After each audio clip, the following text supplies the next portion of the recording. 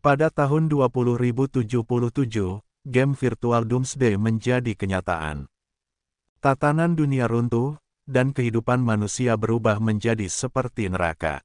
Di tengah situasi yang kacau, manusia mulai terbangun dengan kemampuan luar biasa. Ye Xiao, seorang playboy terkaya di Janeng, tetap melindungi Qin Yanran dengan sangat baik. Ia bahkan telah menghabiskan banyak uang untuk menyewa 10 expert agar membantu Yanran naik level, memastikan bahwa ia mendapatkan yang terbaik. Ye Xiao tidak ragu menghabiskan seluruh kekayaan keluarganya untuk membeli artefak bagi Yanran, serta memberikannya lawan untuk bertarung dan berbagai equipment.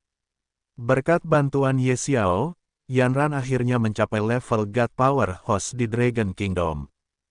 Hari ini adalah hari pernikahan Ye Xiao dan Yanran. Semua orang yang hadir merasa iri dengan pasangan itu. Mereka memuji Ye Xiao sebagai pria kaya raya yang setia, sementara beberapa orang berharap bisa bertemu dengan seseorang seperti dirinya. Namun, di tengah acara, Ye Xiao melamar Yanran. Awalnya, Yanran menerima lamarannya, tetapi ternyata ia berbohong. Tanpa diduga, Yanran langsung menyerang Ye Xiao, membuatnya terkejut dan kesakitan. Yanran berhasil mengambil jantungnya. Melihat tindakan Yanran, Ye Xiao hanya bisa bertanya alasan di balik pengkhianatan itu. Yanran kemudian menjelaskan bahwa uang tidak bisa membeli ketulusan. Ia tidak bisa diikat hanya karena diberi equipment. Seorang pria lain muncul di samping Yanran, membuat Ye Xiao semakin terkejut. Yanran menegaskan bahwa menerima hadiah dari Ye Xiao bukan berarti ia menerima perasaannya. Ia merasa pencapaiannya adalah hasil kerja kerasnya sendiri, selangkah demi selangkah. Baginya, hanya Zhuo Hong yang memahami rasa sakit yang ia rasakan. Karena itu, Yanran berencana memberikan jantung Ye Xiao kepada pria tersebut, agar saat bersama dengannya, ia tetap bisa mendengar detak jantung Ye Xiao setiap hari. Yanran menganggap hal itu mengharukan, lalu Zhou Hong mengusir Ye Xiao ke neraka, menyatakan bahwa semua yang dimiliki Ye Xiao kini menjadi miliknya. Ye Xiao dibuang ke dalam lautan, merasa hancur karena telah menyerahkan segalanya untuk Yanran, hanya untuk dikhianati pada akhirnya. Ia bertanya-tanya apakah dirinya akan mati dalam keadaan seperti ini, tanpa hati dan tanpa harapan. Namun, ia menolak untuk menyerah. Ia ingin balas dendam dan memastikan mereka membayar atas tindakan mereka. Saat tersadar kembali, Ye Xiao mendapati dirinya kembali bersama Yanran. Yanran berbicara dengan nada kasar, mengatakan bahwa ia tidak pernah membutuhkan uang Ye Xiao. Ia hanya menerimanya untuk menjaga harga diri Ye Xiao. Jika Ye Xiao tidak bisa melepaskannya, ia diminta untuk tidak pernah datang mencarinya lagi. Melihat itu, Ye Xiao merasa bingung. Momen ini terasa familiar, ternyata ia telah kembali ke masa lalu, tepat seminggu sebelum game Doomsday menjadi kenyataan. Saat itu, ia memberikan kartu berisi 200.000 sebagai biaya hidup Yanran bulan ini. Yanran merespons dengan nada dingin, mengatakan bahwa menerima uang dari Ye Xiao adalah beban berat baginya. Banyak teman sekelasnya menuduhnya hanya mengandalkan uang orang kaya, tanpa tahu bahwa ia melakukannya demi kebaikan Ye Xiao. Namun, wajah Ye Xiao tiba-tiba berubah. Ia bertanya apakah Yanran menyesali segalanya, lalu dengan tegas menyatakan bahwa ia tidak akan melakukannya lagi di masa depan. Yanran tampak kebingungan dengan perubahan sikap Ye Xiao. Namun, mengingat Ye Xiao sudah jauh-jauh datang, ia menerima kartu itu dengan berat hati. Ye Xiao tiba-tiba menyuruh Yanran pergi secepatnya. Yanran merasa bingung dan tersinggung dengan cara Ye Xiao berbicara kepadanya. Ia mengancam bahwa Ye Xiao akan menyesali perbuatannya. Namun, Ye Xiao tiba-tiba teringat bahwa ia juga membelikan sepatu yang dipakai Yanran saat itu dan meminta Yanran untuk melepaskannya. Yanran semakin kesal, mengatakan bahwa uang receh yang diberikan Ye Xiao tidak akan membuatnya menyerah. Ia memperingatkan Ye Xiao bahwa bahkan jika Ye Xiao berlutut dan memohon kepadanya di masa depan, ia tidak akan pernah memperhatikannya lagi. Namun, Ye Xiao merasa lega dan berharap Yanran tidak pernah muncul di hadapannya lagi. Ia sadar ada hal yang lebih penting yang harus ia lakukan. Saat ini, uji coba beta tertutup Doomsday akan dimulai dalam 1 minggu. Pada 10 menit pertama beta tertutup, sistem top-up akan dibuka secara singkat. Yang perlu ia lakukan hanyalah mengumpulkan dana yang cukup sebelum fase beta dimulai. Ye Xiao kemudian menghubungi seseorang bernama Nonalin yang pernah mengincar sahamnya. Ia menawarkan sahamnya dengan harga 2 miliar dalam 1 kali transaksi.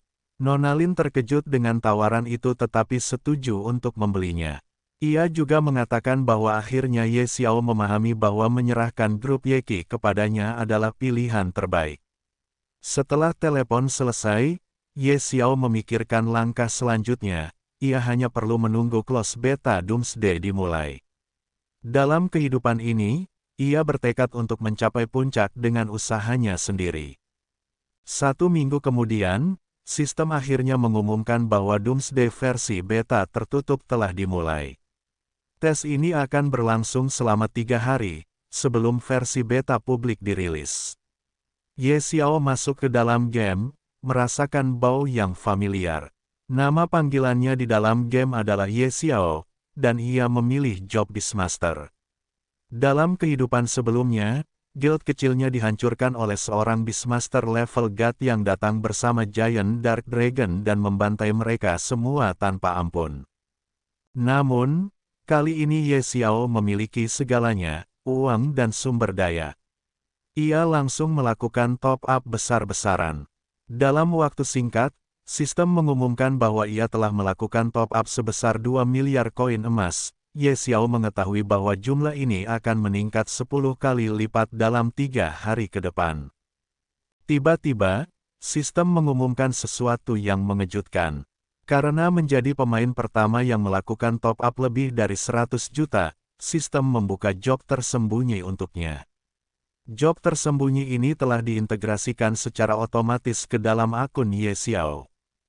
Ye Xiao merasa bingung dengan pengumuman itu. Job kedua yang ia dapatkan adalah Dewa Kekayaan. Ia bertanya-tanya apa maksud dari job ini. Saat itu, sosok katak misterius tiba-tiba muncul. Katak itu tampak terkejut bahwa orang yang berhasil membuka kunci pamannya ternyata hanyalah seorang anak muda. Ye Xiao semakin kebingungan dengan kehadiran katak tersebut, namun mendengar Ye Xiao memanggilnya sebagai katak, katak itu dengan nada kesal menyatakan bahwa dirinya bernama Ebon, seorang mentor kekayaan. Ia menjelaskan bahwa Ye Xiao adalah dewa kekayaan ke-709 yang dilatih olehnya. Ye Xiao langsung menatap Ebimon sambil berkata, bahwa apakah seekor katak menjadi mentornya. Dan apakah ini semacam skema investasi? Namun, Ebimon hanya tertawa kecil dan berkata bahwa ia akan menunjukkan arti sebenarnya dari kekayaan. Ebimon pun mulai memperlihatkan semua skill miliknya, bakat kekayaan mengalir, level 1, koin emas yang dibawa di tubuh akan bertambah 1% setiap hari. Bakat tidak berharga, level 1, sebagai dewa kekayaan, kematian tidak akan membuatmu kehilangan koin emas atau properti.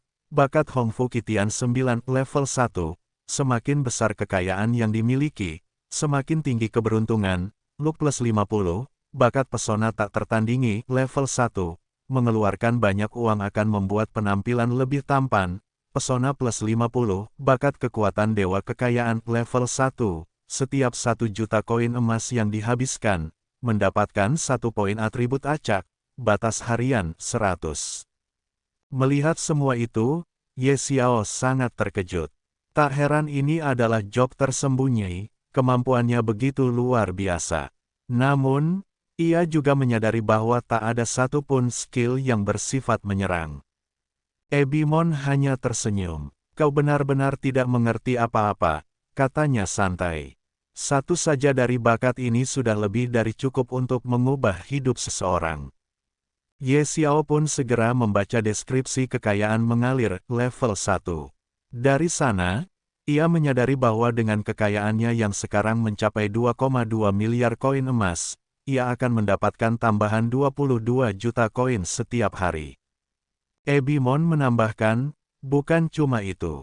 Jika kau menggabungkan dengan kekuatan Dewa Kekayaan, kau juga bisa mendapatkan 20 juta poin atribut gratis setiap hari. Mendengar hal itu, Ye Xiao merasa sangat bersemangat. Dalam kehidupan sebelumnya, seluruh hartanya dihabiskan untuk Kinyandran. Tapi sekarang, ia telah menjadi Dewa Kekayaan.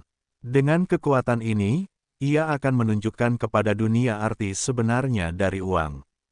Tak ada alasan untuk menunda lagi. Jika ingin berkembang pesat, ia harus segera masuk ke desa pemula. Tiba-tiba, Ye Xiao dan Ebimon langsung diteleportasi ke desa pemula Flower Plains. Ye Xiao melihat sekeliling dan menyadari bahwa server ini baru dibuka, sehingga belum banyak orang di sana. Ini adalah kesempatan emas untuk berkembang. Namun, sebagai Beastmaster, awal permainannya jauh lebih sulit dibandingkan job lain. Ia tidak bisa langsung menjinakkan monster kuat. Jika ingin menjadi lebih kuat, ia harus mencari cara sendiri. Ebimon menatapnya dan bertanya, kenapa kau ngotot memilih Beastmaster, padahal dari awal kau bahkan tidak punya equipment. Ye Xiao tersenyum, karena Beastmaster adalah job dengan potensi terbesar. Tiba-tiba, terdengar suara teriakan. Seekor goblin level 5 muncul, berteriak bahwa daging manusia adalah makanan yang enak. Ye Xiao langsung terkejut. Seorang prajurit elit level 5. Ini benar-benar sial. Dalam situasi ini, ia hanya punya dua pilihan, bertarung atau kabur. Namun, sebelum sempat mengambil keputusan, Ebimon sudah lebih dulu lari menjauh, meninggalkannya begitu saja. Ye Xiao merasa kesal melihat katak itu kabur tanpa ragu. Dari kejauhan, Ebimon justru mengingatkannya bahwa ia tidak memiliki apa-apa selain celana dalam, bahkan senjata pun tak ada. Melawan dalam kondisi seperti ini jelas bukan pilihan yang masuk akal. Menyadari situasinya, Ye Xiao pun ikut kabur. Mereka akhirnya berhasil mencapai desa pemula. Sesampainya di kota utama, Ye Xiao menghela napas lega. Nyawanya hampir melayang. Namun, ketika melihat sekeliling, ia malah disambut tawa orang-orang. Beberapa dari mereka terkejut melihat ada yang memilih job Beastmaster, dan lebih mengejutkan lagi, Beastmasternya adalah seekor katak. Ye Xiao hanya diam, ia tak peduli dengan komentar itu. Ebimon kemudian mengingatkannya bahwa di dalam kota ada yang menjual telur Beastmaster dan menyarankan agar ia segera membelinya. Namun, Ye Xiao menggeleng. Ia tidak tertarik pada Beastmaster biasa. Ebimon menatapnya curiga, mencoba memahami apa yang sebenarnya diinginkan Ye Xiao. Namun, tanpa ragu, Ye Xiao langsung mengajaknya pergi ke tempat tersembunyi yang ia ketahui, sarang naga, tempat di mana terdapat telur Beastmaster tingkat duke. Mereka pun bergerak menuju Supreme Hall. Begitu masuk, Ebimon langsung terkejut melihat keberanian Ye Xiao. Ia tidak habis pikir bagaimana seseorang yang masih level 1 berani memasuki tempat yang seharusnya diperuntukkan bagi pemain level 100 ke atas. Namun, Ye Xiao tetap tenang. Ia punya alasan tersendiri dan tidak ingin membuang waktu lebih lama. Mereka harus segera masuk. Tiba-tiba, langkahnya dihentikan oleh seorang pria yang berdiri di depan pintu. Pria itu memperingatkan bahwa tempat ini bukan untuk orang sepertinya. Jika ingin masuk, ia harus mendapatkan surat pengantar dari tuan kota terlebih dahulu. Ye Xiao menatap pria itu dan segera menyadari bahwa yang berdiri di hadapannya adalah seorang Grand Mage level 80. Tak heran tempat ini disebut Supreme Hall, bahkan penjaganya saja sudah sekuat ini. Namun, alih-alih mundur, Ye Xiao hanya tersenyum. Ia mengaku memang tidak memiliki surat pengantar, tetapi ia mendengar bahwa beberapa hari lalu Grand Mage ini telah kehilangan sesuatu. Ia datang khusus untuk mengembalikannya. Grand Mage itu menatapnya tajam, mencoba mengingat apakah ia benar-benar kehilangan sesuatu. Namun, Ye Xiao tetap tersenyum misterius, seolah menyimpan sesuatu yang hanya ia sendiri yang tahu. Ye Xiao menunjuk ke arah tertentu, menunjukkan lokasi tumpukan koin emas yang sangat banyak. Grand Mage yang melihatnya langsung terlihat senang. Tak lama kemudian, Grand Mage menyebutkan adanya kamar pribadi di pavilion God War lantai atas, yang termasuk dalam kategori VIP eksekutif. Ia kemudian mengizinkan Ye Xiao untuk naik. Melihat perubahan sikap Grand Mage, Ye Xiao merasa lebih nyaman dengan sikapnya yang sebelumnya, yang lebih natural. Grand Mage hanya tertawa dan mempersilakannya untuk segera naik. Setelah memasuki Supreme Hall, mereka langsung melihat petarung-petarung kuat, hampir semuanya berada di level 80 ke atas. Ebimon tak bisa menyembunyikan keterkejutannya. Baginya, Supreme Hall memang luar biasa, bahkan para guardian yang disewa di tempat ini memiliki level 100. Dengan kekuatan sebesar ini, mereka bisa dengan mudah menghancurkan desa pemula. Ye Xiao tetap tenang, menganggap semua ini bukan sesuatu yang menarik perhatiannya. Tiba-tiba, seseorang mendekat dan mempertanyakan bagaimana Ye Xiao bisa masuk ke tempat ini. Tanpa ragu, Ye Xiao menyebutkan bahwa kedatangannya untuk menyewa God level puppet. Seorang berserker yang berada di sana tampak terkejut. Ia mengingatkan bahwa God level puppet sangat berharga dan tidak mungkin disewakan kepada orang luar. Bahkan, menyewa guardian level 80 saja sudah sulit, apalagi puppet dengan level setinggi itu. Namun, Ye Xiao tetap tenang dan menyatakan bahwa ia bersedia membayar 100 juta koin emas per hari. Berserker itu kebingungan. Jumlah yang ditawarkan sangat besar dan sulit dipercaya. Di saat yang sama, ia teringat bahwa ada seorang soccer tingkat tinggi yang mungkin bisa membantu Ye Xiao. Ebimon semakin terkejut karena soccer adalah salah satu job tersembunyi yang sangat langka. Ye Xiao dengan yakin menegaskan bahwa soccer God level adalah yang paling kuat, memiliki pertahanan serta serangan luar biasa. Jika seseorang mempekerjakannya sejak awal, itu bisa menjadi keputusan yang sangat menguntungkan. Berserker berpikir sejenak sebelum menyatakan bahwa ia bisa memanggil soccer tersebut, tetapi terlebih dahulu ia perlu memastikan kapan pembayaran 100 juta koin emas itu akan diberikan. Tanpa ragu, Ye Xiao menyatakan kesiapannya untuk menandatangani kontrak sekarang dan melakukan pembayaran kapan saja.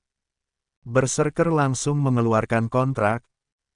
Karena sedang terburu-buru, Ye Xiao meminta agar prosesnya dipercepat. Tak lama kemudian, soccer tingkat tinggi muncul.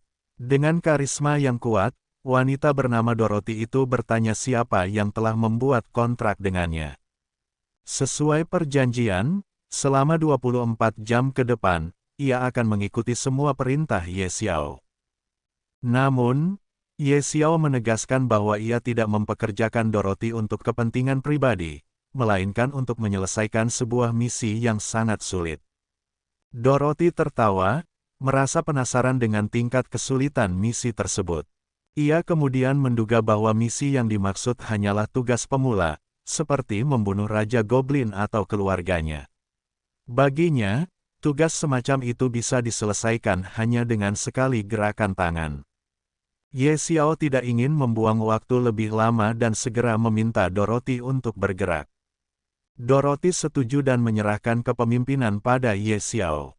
Tak lama setelah itu, terlihat Dorothy sedang membasmi semua goblin di hadapannya. Melihat aksinya, semua orang di sana terkejut. Mereka mulai mempertanyakan bagaimana Ye Xiao bisa membawa seorang soccer, apalagi tanpa menampilkan levelnya.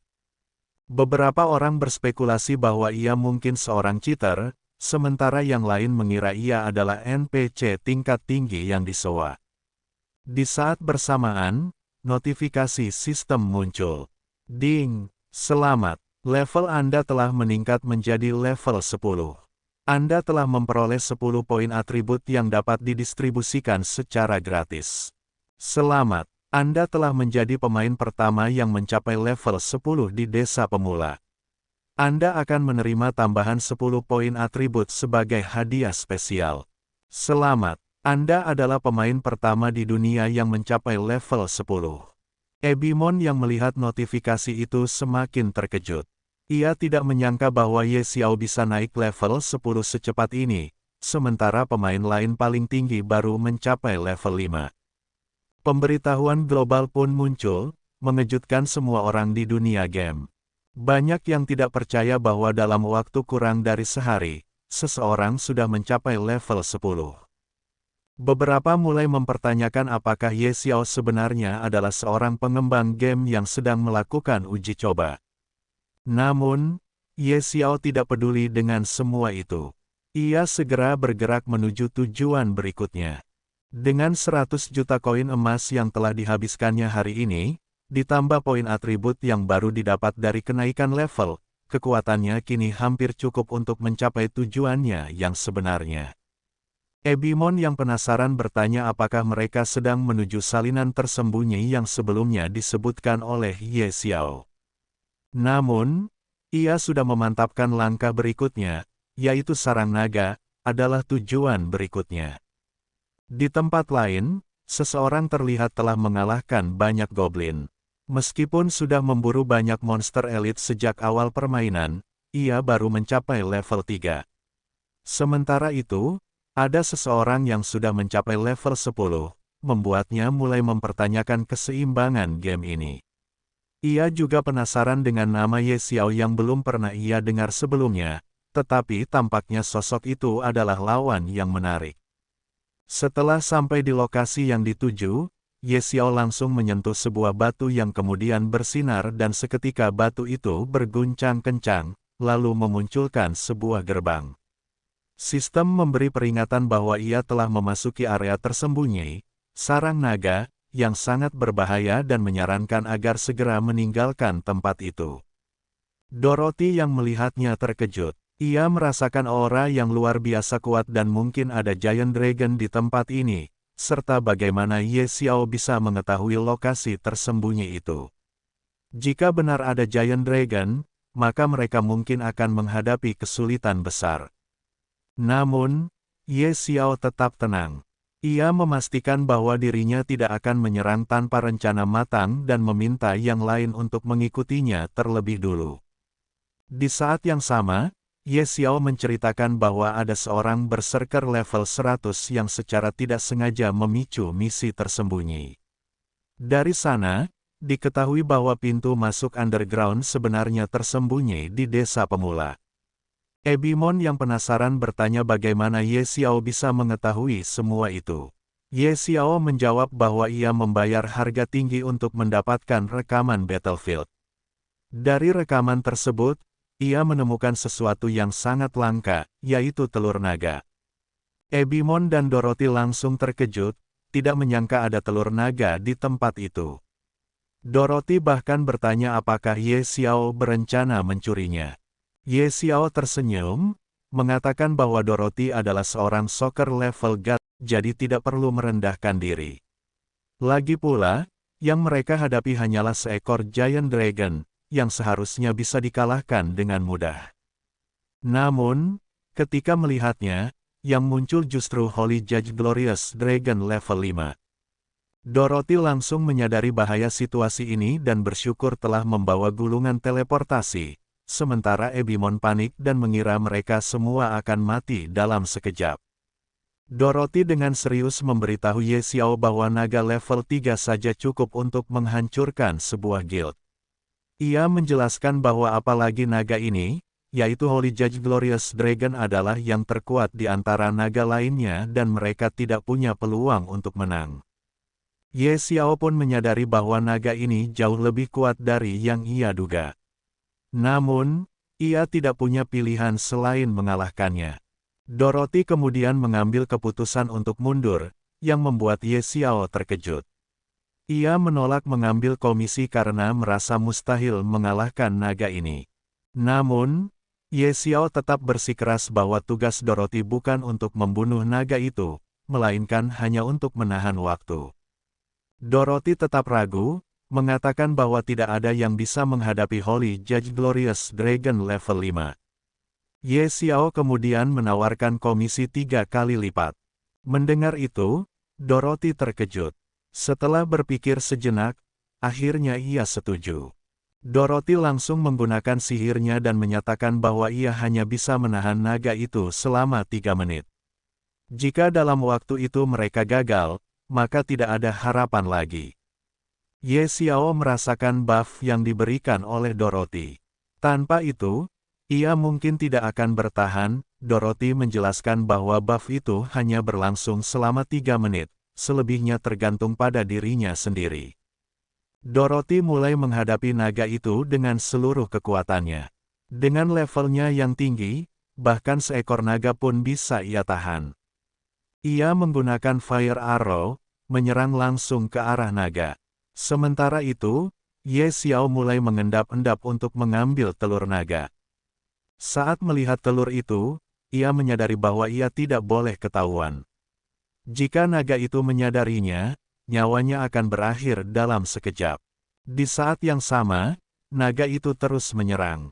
Dorothy berusaha menahannya, tetapi waktu mereka semakin menipis.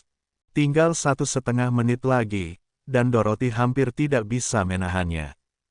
Ye Xiao yang kesulitan membawa telur naga itu meminta bantuan Ebimon.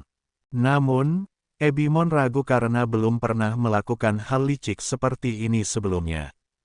Sayangnya, karena ada suara helm besi yang jatuh, naga itu menyadari keberadaan mereka. Mereka pun segera melarikan diri. Dorothy mencoba menggunakan penghalang, tetapi naga itu menghancurkannya dengan mudah. Menyadari situasi semakin buruk, ia juga ikut kabur. Ye Xiao terkejut melihat Dorothy lari. Ia mengingatkan bahwa Dorothy seharusnya menahan naga itu selama 3 menit. Namun, Dorothy tahu bahwa tidak ada yang bisa menahan Holy Giant Dragon selama itu. Mereka beruntung bisa kabur dengan selamat. Setelah keluar dari sarang naga, mereka akhirnya bisa bernapas lega. Dorothy menatap telur naga itu dan berkata bahwa jika telur ini menetas menjadi Giant Dragon level 5, maka semua yang ia lakukan tadi tidak akan sia-sia. Ia juga mengingatkan Ye Xiao untuk membayar komisinya. Ye Xiao memastikan bahwa semuanya akan berjalan sesuai rencana. Sekarang saatnya membuat kontrak untuk mengendalikan Beastmaster Core. Jika terjadi kekacauan, 300 jutanya akan sia-sia. Tiba-tiba, telur itu mulai menetas. Namun, yang keluar dari dalamnya bukanlah naga seperti yang mereka duga. Ye Xiao memperhatikan bahwa warnanya berbeda. Ia mulai curiga bahwa mungkin Giant Dragon yang tadi telah mencuri telur ini dari naga lain. Atribut dari naga itu sangat kuat, tipenya adalah Sky Dragon. Sky Dragon adalah mythical beast level 1 dengan atribut dasar yang sangat tinggi, yaitu Strength, Constitution, Agility, dan Spirit masing-masing 500. Sebagai naga dari ras tertinggi, ia memiliki efek penindasan terhadap makhluk yang lebih lemah. Serangannya memberikan 30% damage tambahan ke makhluk di bawah tingkat mythical, sementara damage yang diterimanya berkurang 30%. Karena berasal dari garis keturunan naga raja, ia juga memiliki dominasi atas sesama naga. Serangannya terhadap naga lain meningkat 50%, sedangkan damage dari serangan naga lain berkurang 50%. Setiap kali naik level, semua atributnya meningkat. Ia juga memiliki generasi HP sebesar 200 per detik serta peningkatan mana sebesar 100%. Sky Dragon memiliki beberapa skill kuat. Asterisk Dragon's Power adalah skill yang membuatnya mengaum hingga mengguncang dunia, menyebabkan semua makhluk dalam radius 20 meter terkena stun selama 1,5 detik. Skill ini memiliki cooldown 30 detik dan menghabiskan 2000 mana. Asterisk Breath of the Dragon King adalah serangan api yang tidak bisa dihindari, memberikan 500% true damage. Cooldownnya hanya 5 detik dengan biaya 1000 mana. Skill terkuatnya, Dragon King Surat, mengubahnya menjadi mode berserker yang menghancurkan segala sesuatu dalam radius 50 meter dengan true damage tanpa pandang bulu. Namun, setelah menggunakannya, atributnya berkurang permanen sebesar 5%, dan ia akan tertidur selama 5 hari. Cooldown skill ini adalah 30 hari. Ye Xiao yang melihatnya langsung terkejut karena tidak menyangka atribut ini melawan hukum alam. Dengan 500 strength di level 1, jika dilengkapi dengan peralatan yang bagus, Beast of Dragon King ini bisa memiliki lebih dari 2500 damage. Dorothy juga mengomentari kehebatan naga muda ini. Menurutnya, potensi pertumbuhannya sangat luar biasa. Jika berhasil tumbuh hingga dewasa, kekuatan penghancurnya pasti tidak terbayangkan. Sementara itu, Ye Xiao merasa senang karena tidak menyangka naga ini begitu kuat. Karena warnanya hijau, ia memutuskan untuk memberinya nama Xialu. Namun, saat itu pandangannya tertuju pada sesuatu yang dibawa oleh Ebimon. Ebimon dengan senang mengatakan bahwa dengan barang itu, tidak akan ada lagi yang memperlakukan Sengi sebagai binatang peliharaan,